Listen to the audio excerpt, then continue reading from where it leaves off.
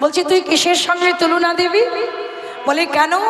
ওই আকাশে যে বিদ্যুতের মালার শোভা, দামিনী মানে বিদ্যুৎ, দাম মানে মালা, দামিনী দামও, ওই বিদ্যুতের মালার শোভার সঙ্গে তো তুলনা হবে।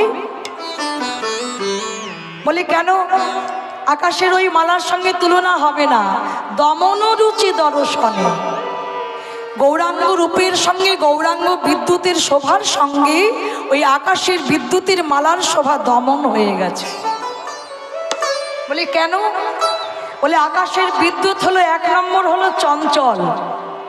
আকাশের বিদ্যুৎ হলো চঞ্চল, চমক দিয়ে চলে যায়, সারা জগৎ আলোকিত হয় কিন্তু পরক্ষণে দেখবেন অন্ধকার।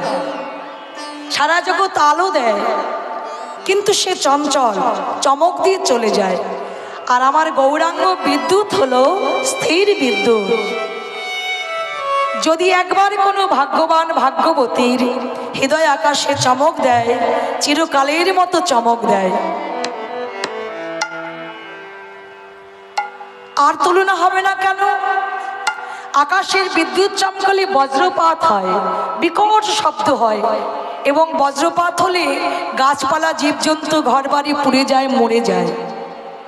কিন্তু আমার গৌরাঙ্গ বিদ্যুৎ চমক দিলে কি এমন বজ্রপাত হয়? তার মুখের ভাষা এত মিষ্টি, বরঞ্চ যদি কেউ বজ্রাঘাতের সমান ব্যথা পেয়ে থাকে, সেই বজ্রাঘাতের ব্যথা তার দূরীভূত হয়ে যায়। আমার গৌরাঙ্গ বিদ্যুতের শরণাপন্ন হলে যদি কেউ বজ্রাঘাতের মতো সমান ব্যথা পেয়ে থাকে, আমার গৌরাঙ্গ বিদ্যুতের শরণ নিলেই সেই বজ্রাঘাতের ব্যথা দূরীভূত হয়ে যাবে। নিতাই গৌর হরি হরি বল, হরি বল, হরি বল।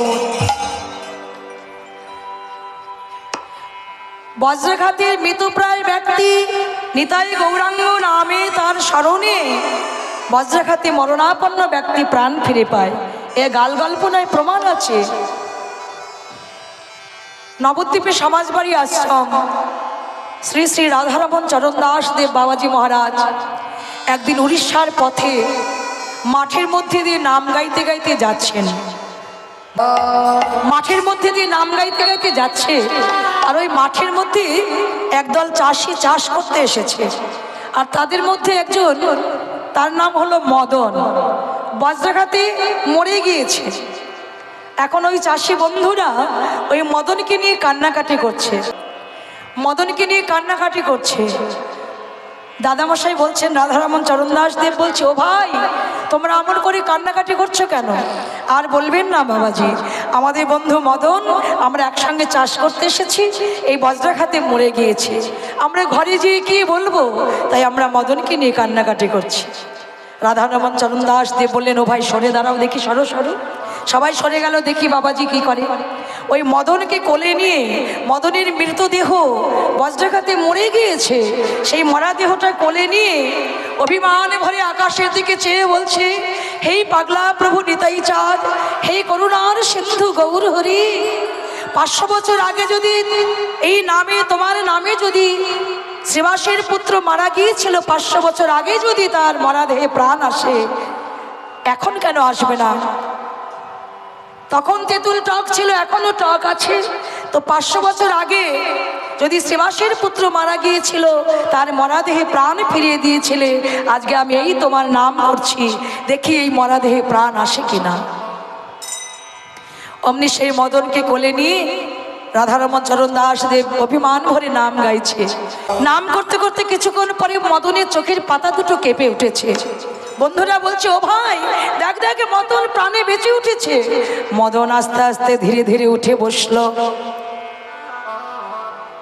বন্ধুরা বলছে, ও ভাই তুই তো বজ্রাঘাতে মরেই গিয়েছিলি, চল এবার আমরা তোকে ঘরে নিয়ে যাই। মদন বলছে, ও ভাই আমি বজ্রাঘাতে মরেই গিয়েছিলাম, এই বাবাজি যদি আমার এই মরা দেহে প্রাণ ফিরিয়ে না দিত, এতক্ষণ আমার এই দেহটা তোমরা শ্মশান ঘাটে নিয়ে গিয়ে পুড়িয়ে তোমরা ছাই করে দিতে। না না, এই বাবাজি আমার এই মরা দেহে প্রাণ ফিরিয়ে দিয়েছে, আমি আর ঘরে ফিরে যাব না। আমি আজ থেকে আমি এই বাবাজির চরণে দেহ মন প্রাণ জীবন যৌবন সব সমর্পণ করলাম। নিতাই গৌরে হরি হরি বল, হরি বল, হরি বল। মদন দুটি চোখের জলে কাঁদতে কাঁদতে জনমের মতো চিরকালের মতো রাধারমণ চরণ দাস দেবের চরণে বিকিয়ে গেলেন, আর ঘরে ফিরে গেলেন না। তো বজ্রাঘাতে মরণাপন্ন ব্যক্তি, মৃতপ্রায় ব্যক্তিও নিতাই গৌরাঙ্গ নামে মরাদেহে প্রাণ ফিরে পায়। আর ওই বিদ্যুতের মালার সঙ্গে তুলনা হবে? কখনো তুলনা হবে না। কেননা আকাশের বিদ্যুৎ চমকালে বজ্রপাত হয়, গাছপালা জীবজন্তু প্রাণী মরে যায়, কিন্তু আমার গৌরাঙ্গ বিদ্যুতের শরণাপন্ন হলে বজ্রাঘাতে মরণাপন্ন ব্যক্তি বজ্রাঘাতের সমান ব্যথা পেয়ে থাকলেও সেই ব্যথা জনমের মতো দূরীভূত হয়ে যায়। তাহলে বিদ্যুতের মালার শোভার সঙ্গে তুলনা হলো না।